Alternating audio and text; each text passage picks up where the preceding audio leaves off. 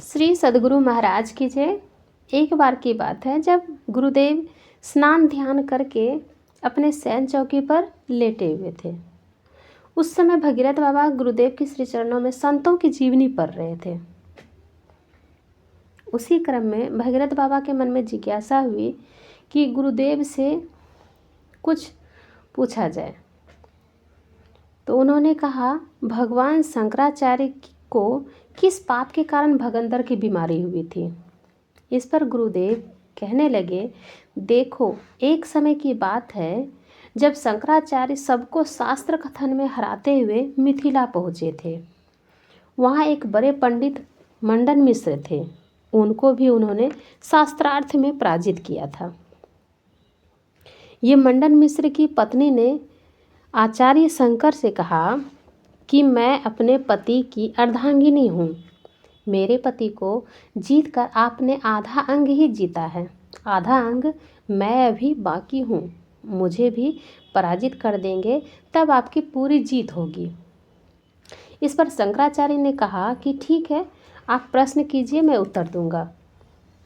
तो मंडन मिश्र की पत्नी ने काम शास्त्र से संबंधित प्रश्न पूछ लिया। आचार्य शंकर तो बाल ब्रह्मचारी थे, उन्हें काम संबंधी बातों की क्या जानकारी। उन्होंने उत्तर देने के लिए कुछ समय मांगा। उसी समय राजा का लड़का मर गया था।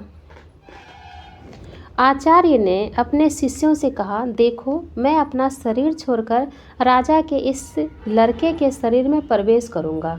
तुम लोग मेरे इस शरीर की रक्षा करना। यह कहकर वे राजा के लड़के की मृत शरीर में प्रविष्ट हो गए। वह लड़का जीवित हो गया। उस लड़के के शरीर में रहकर उन्होंने कुछ दिनों तक राज्य सुख भोगा। पीछे राजकुमार की पत्नी ने संदेह किया कि ये तो राजकुमार के स्वभाव वाले जैसे नहीं लगते हैं, इनमें तो किसी योगी के लक्षण मालूम पड़ते हैं। इतने पर भी वह चाहती थी कि वे सब दिन उसके साथ ही रहे। इसके लिए उसने अपने मंत्री और सिपाही से कहा कि जहाँ कहीं भी मुर्दा शरीर मिले उसको जला दो।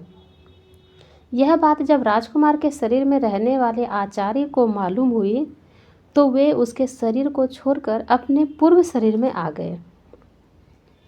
तो राजकुमार की पत्नी के साथ आचार्य ने छल किया।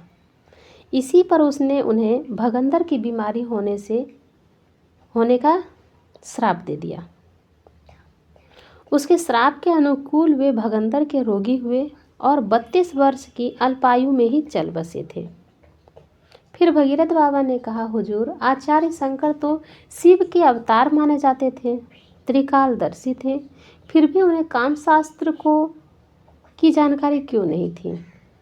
तो गुरुदेव ने कहा, व्यवहारिक काम करके ही जानना होता है,